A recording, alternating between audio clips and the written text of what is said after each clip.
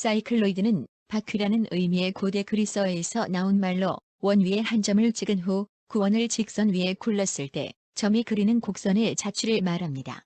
사이클로이드 곡선은 18세기까지 뉴턴, 라이프니츠 등 여러 수학자들에 의해 연구되었고 그 연구 과정에서 미적분이나 해석계학 등의 탄생과 발전에 중요한 역할을 하였습니다. 그렇다면 사이클로이드는 어떤 성질을 가지고 있고 실생활의 어느 곳에 사이클로이드가 숨겨져 있을까요? 직선과 포물선, 사이클로이드를 따라 각각 물체를 낙하시키면 어느 경로 위에 물체가 가장 먼저 도착할까요? 일반적으로는 최단 거리인 직선 경로 위에 물체가 먼저 도착할 것 같지만 실제로는 사이클로이드 위에 물체가 가장 먼저 도착합니다. 그 이유는 사이클로이드 위에 공이 받는 중력과 속도가 운동 초반에는 직선 경로보다 크기 때문에 빠르게 P1, P2 지점을 통과하고 후반의 기울기가 완만한 부분에서는 관성력이 작용하여 그 속도가 이어져 사이클로이드가 직선 경로보다 더 길지만 더 먼저 도착하게 되는 것입니다. 이런 이유로 사이클로이드를 최단 강압 곡선이라고 부릅니다. 같은 사이클로이드 위에 여러 개의 물체를 간격을 두고 동시에 낙하시키면 어떤 물체가 가장 먼저 도착할까요? 사이클로이드는 적용되는 중력과 속도가 지점마다 다르기 때문에 모든 물체는 동시에 바닥에 도착하게 됩니다. 즉, 사이클로이드 위에 놓인 물체는 어떤 지점에서라도 동시에 출발하면 바닥에 도달하는 데 걸리는 시간이 모두 같아서 동시에 바닥에 떨어지게 되는 것입니다.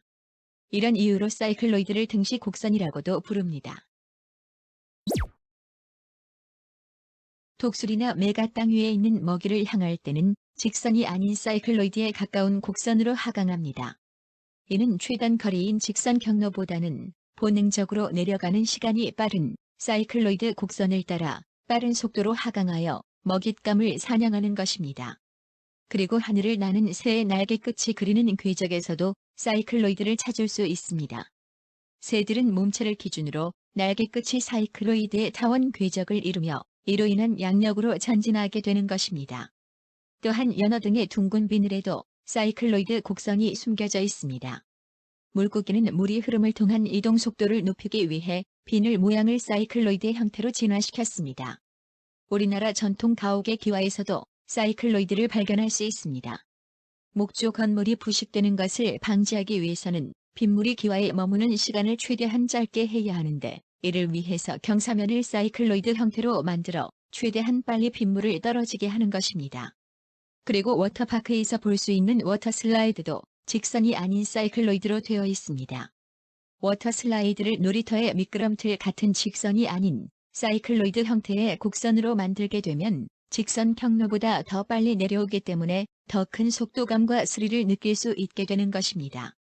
또한 놀이공원의 롤러코스터 역시 사이클로이드 곡선을 따라 움직이도록 설계되어 더 큰 속도감과 스릴을 최대한 느끼게 합니다.